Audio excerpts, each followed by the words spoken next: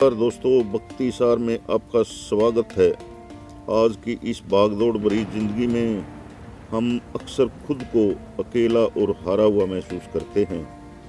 कभी व्यापार की चिंता, कभी खेती की चिंता, कभी परिवार का दबाव, तो कभी भविष्य का डर। हमें लगता है कि हमारे जीवन का अंधेरा कभी खत्म नहीं होगा।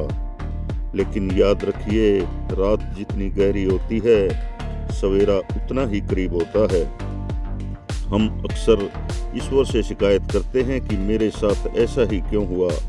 हम भूल जाते हैं कि हीरा जितना ज़्यादा घिसा जाता है, उसकी चमक उतनी ही बढ़ जाती है। सोना भी आग में तपने के बाद में कुंदन बनता है।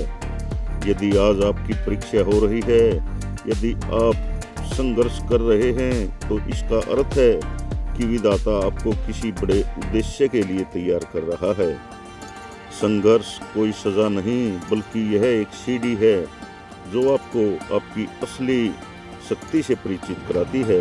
बिना गिरे कोई चलना नहीं सीखता, बिना हारे कोई जीत नहीं सकता, और असली कीमत को भी नहीं समझ सकता।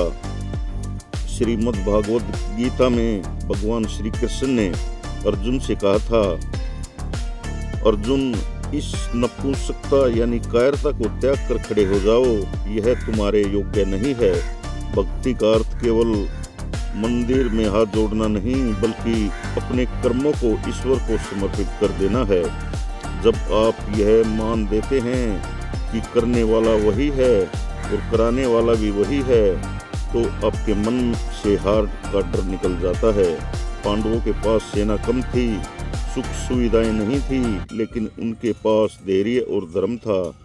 आज आपके पास भी वही शक्ति है, यानी आपका आत्मविश्वास। जीवन को बदलने के लिए आपको 3 बातें हमेशा याद रखनी चाहिए। धैर्य रखें, समय से पहले और भाग्य से अधिक कभी किसी को नहीं मिलता। माली 100 घड़े पानी भी डाल दे तो भी फल ऋतु आने पर ही आता है। आप किन लोगों के बीच बैठते हैं, यह तय करेगा कि आप कितना ऊपर उठेंगे। सकारात्मक ऊर्जा वाले लोगों के साथ रहें। एक छोटी सी चींटी भी अगर लगातार चले तो मीलों का सफर तय कर लेती है। रुकिए मत, बस छोटे छोटे कदम उठाते रहिए और निकल पड़िए।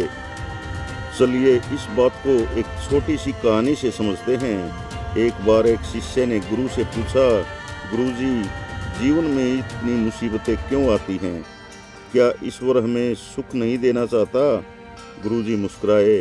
उन्होंने शिष्य को एक बर्तन में पानी, एक अंडा, आलू और कुछ चाय की पत्तियां लाने को कहा। उन्होंने तीनों को अलग अलग बर्तनों में उबालने के लिए रख दिया।